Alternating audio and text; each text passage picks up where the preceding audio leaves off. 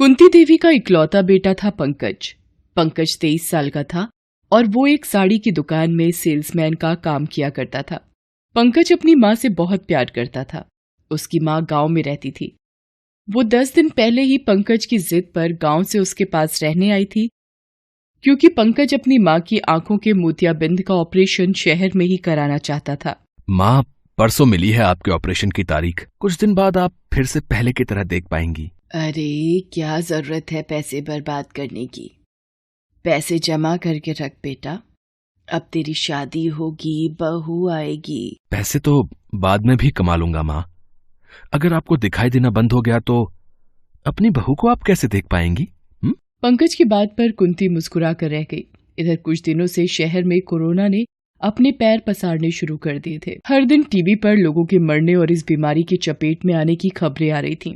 कुंती भी बहुत चिंतित थी, लेकिन पंकज को तो हर दिन काम पर जाना ही पड़ता था। पंकज साड़ी की दुकान पर बैठा है। उसके सामने कुछ औरतें बैठी हुई हैं। अरे क्या बात कर रही हैं बहन जी, ये जो पीस है ना, मार्केट में कहीं भी चले जाएंगे आपको नहीं मिलेगा। ऐसा क्या है इसमें? बहन जी ये देख रही हैं, इस साड़ी पर जो जरी का महीन काम किया हुआ है ना, पूरा हाथ का काम है। मशीन का इस्तेमाल इसमें बिल्कुल नहीं होता। एक बार आप इसे पहनेंगी ना तो सबकी नजर आप ही पर होगी। लेकिन दाम तो ठीक ठीक लगाओ। देखिए बहन जी, हम लोग 2 नंबर का काम नहीं करते, इसलिए एक दाम पर ही चीजें बेचते हैं। हाँ, लेकिन एक गारंटी देते हैं हम कि एक बार जो आप हमारे यहाँ से खरीदारी करती हैं तो फिर बार बार आप यहीं आएंगी। पंकज को चीजें बेचना बहुत अच्छी तरह से आता था, इसलिए उसका मालिक भी उससे बहुत खुश रहता। उसी दिन जब सभी लोग लंच कर रहे थे, तभी उन्हें टीवी के माध्यम से ये पता चला कि कोरोना के बढ़ते केस के कारण कल से लॉकडाउन लग जाएगा। उस रात पंकज जब घर पहुंचा तो उसकी तबीयत थोड़ी खराब लग रही थी। वो जाकर बिस्तर पर लेट गया। अरे क्या हुआ बेटा, आकर यहाँ लेट गया? आज मैंने तेरी पसंदीदा खीर बनाई है। कुछ खाने की इच्छा नहीं है माँ, बदन बहुत दुख रहा है, लगता है बुखार भी है। देखूं तो। कुंती ने पंकज के सिर पर अपना हाथ रखा। सच में उसे बहुत तेज बुखार था। बुखार की कोई दवा है क्या बेटे? तुम्हें तो तेज बुखार है। अरे माँ, थी तो दवा, लेकिन पिछली बार ही खत्म हो गई थी। देखो ना, मैं लाना भी भूल गया। कोई बात नहीं, मैं कपड़े की पट्टी लगा देती हूँ, बुखार उतर जाएगा। कुंती ने पंकज के सिर पर कपड़े की गीली पट्टी देना शुरू किया। थोड़ी देर में उसे नींद आ गई। रात भर पंकज ठीक से सोया, लेकिन सुबह जब उसकी नींद खुली तो वो जोर जोर से खांस रहा था। तुम्हें तो बहुत खांसी हो रही है बेटा, रुको गर्म पानी देती हूँ मैं तुझे। कुंती जब तक गर्म पानी लेकर आती, उसने देखा कि पंकज की तबीयत और खराब हो रही है। उसने उसके सिर पर हाथ रखा तो उसे अब भी तेज बुखार था। थोड़ी देर में वो जोर जोर से सांसें लेने लगा। माँ, मुझे सांस लेने में बहुत दिक्कत हो रही है। मैं ठीक से सांस नहीं ले पा रहा माँ। अरे ऐसा क्यों हो रहा है बेटा? रुक, मैं पीठ सहलाती हूँ, तू जोर जोर से सांस लेने की कोशिश करना। कुंती पंकज की पीठ को सहलाती है, लेकिन उससे ज्यादा फर्क नहीं पड़ता। पंकज को अब भी सांस लेने में बहुत दिक्कत हो रही थी। कुंती इस शहर में नई थी। उसे समझ नहीं आ रहा था कि वो किससे मदद मांगे। पंकज की आंखें बार बार बंद हो रही थीं। सब ठीक हो जाएगा बेटा, क्यों आंखें बंद कर रहे हो? माँ है ना पास में, मैं तुम्हें अस्पताल ले चलती हूँ। कुंती किसी तरह अपने बेटे को संभालती बाहर आई। लॉकडाउन के कारण सड़कें लगभग सुनसान थीं। उसे समझ नहीं आ रहा था कि आखिर वो अपने बेटे को अस्पताल कैसे ले जाएगी। तभी उसे एक गाड़ी आती हुई दिखाई दी। उसने हाथ के इशारे से उसे रोकने की कोशिश की, लेकिन वो आगे निकल गई। अरे कोई मदद करो, भगवान के लिए रुक जाओ, एक माँ को ऐसी हालत में मत छोड़ो। देखो ना, मेरे बेटे की हालत बिल्कुल ठीक नहीं है। कुंती आधे घंटे तक हर आने जाने वाली गाड़ी से मदद की गुहार करती रही, लेकिन कोई भी उसकी मदद को नहीं रुका। तभी उनकी नजर दूर एक खाली रेहड़ी पर गई, जिस पर छोले चावल लिखा हुआ था और सड़क से दूर किनारे पर लगा हुआ था। वो रेहड़ी शायद किसी छोले चावल वाले की होगी जो लॉकडाउन के कारण पड़ी थी। कुंती वो रेहड़ी ले आई, उस पर पंकज को किसी तरह चढ़ाया और उसे ठेलती हुई अस्पताल की ओर चल पड़ी। न जाने उन बूढ़ी हड्डियों में इतनी ताकत कहां से आ गई, लेकिन वो कहते हैं ना कि माँ के सामने जब उसका बच्चा परेशान हाल हो तो माँ उसके लिए मौत तक से लड़ सकती है। हांफते हांफते वो अस्पताल पहुंची। वहां पहले ही अफरा तफरी मची हुई थी। कोई इधर रो रहा था, कोई उधर, कोई इधर परेशान था तो कोई उधर, क्योंकि कोरोना ने शहर में तबाही मचा रखी थी। कुंती की नजर एक वार्ड बॉय पर गई।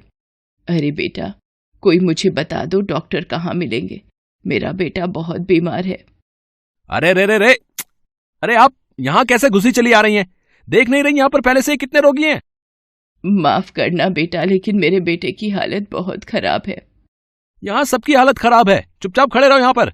जब तुम्हारी बारी आएगी तो आना, ठीक है? उधर पंकज की हालत और भी खराब होती जा रही थी। जैसे बिना पानी के मछली तड़पती है, पंकज भी वैसे ही तड़प रहा था। कुंती का सब्र भी अब जवाब दे रहा था। उसने वार्ड बॉय के पैर पकड़ लिए और कहा कि मेरे बेटे को अस्पताल में भर्ती कर लो, वो बहुत बुरी स्थिति में है। अरे अम्मा, तुम समझती क्यों नहीं? यहाँ एक भी बेड खाली नहीं है। सारे बिस्तरों पर कोरोना के मरीज हैं। कोरोना? हाँ, तुम्हारे बेटे को भी कोरोना के लक्षण हैं। वो तो उसे देखकर ही मुझे पता लग गया था। देखो, बिस्तर तो कहीं नहीं मिलेगा। इसके लिए ऑक्सीजन के सिलेंडर की व्यवस्था कर दो, नहीं तो शायद ये नहीं बचेगा। क्योंकि मैंने आपके बेटे जैसे कई मरीजों को ऑक्सीजन के अभाव में मरते हुए देखा है, इसलिए कह रहा हूं। वार्ड बॉय की बात सुनकर कुंती की आंखों में आंसू आ गए। उसका शरीर अनजाने भय से कांपने लगा। उसका चेहरा पीला पड़ गया। अरे बेटे, मैं इस शहर में नहीं हूँ। ये ऑक्सीजन सिलेंडर कहाँ मिलेगा? पहले तो यही मिलता था, लेकिन अब कहाँ मिलेगा ये तो बस भगवान ही जानते हैं, बस बता रहे हैं। कुंती अस्पताल में हर किसी से ऑक्सीजन सिलेंडर के बारे में पूछने लगी। उसकी हालत पागलों की तरह हो गई थी। किसी ने बताया कि यहां से 40 किलोमीटर दूर ऑक्सीजन सिलेंडर मिल सकता है, लेकिन 25,000 रुपए खर्च करने पड़ेंगे। इतने पैसे कुंती के पास कहाँ थे? उसने रोते हुए ऊपर देखा और कहा, महादेव, ऐसा मत करिए, मेरे बुढ़ापे के सहारे को मत छीनिए। बहुत कम उम्र में आपने मेरे पति को बुला लिया। मैंने आपको कुछ नहीं कहा। जीवन में कई तकलीफें चुपचाप सही, लेकिन अब मैं और दर्द बर्दाश्त नहीं कर पाऊंगी। वो महादेव से प्रार्थना कर ही रही थी कि एक आदमी दौड़ता हुआ उसके पास आया और कहा, माँ जी, आपका बेटा का शरीर में कोई हलचल नहीं हो रही है। वो बिल्कुल शांत पड़ा है माँ जी, आप जल्दी आइए।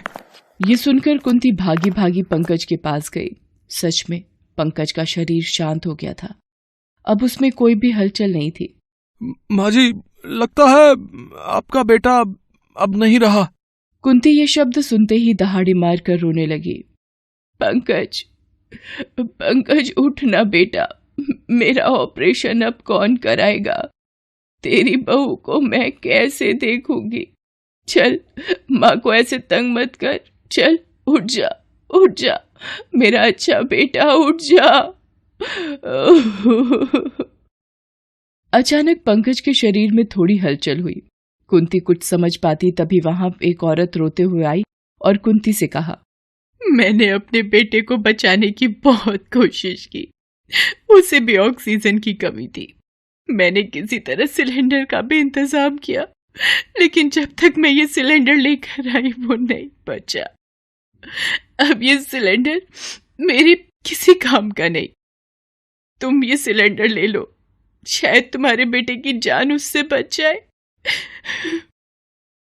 तभी वहां सीनियर डॉक्टर भी आ गए। उन्हें सारी बातों का पता लगा तो पंकज का इलाज तुरंत शुरू हुआ। ऑक्सीजन का सपोर्ट उसे दिया गया। 24 घंटे बाद उसकी हालत में सुधार होने लगा। 7 दिन बाद उसे अस्पताल से छुट्टी मिल गई।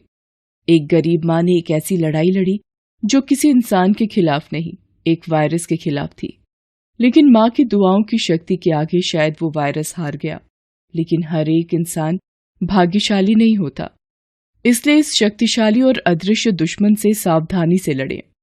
मास्क पहनें, सैनिटाइजर का इस्तेमाल करें, तभी हिंदुस्तान जीतेगा, कोरोना हारेगा। Thanks for watching.